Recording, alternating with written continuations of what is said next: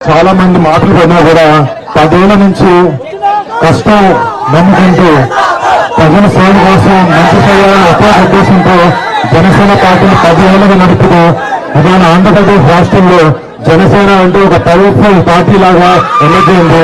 ఇలా జనసేన వెనకాల నుంచి పనిచేసిన ప్రతి ఒక్క జనసేనని ప్రతి ఒక్క జనసైనికుడికి నా ధన్యవాదాలు.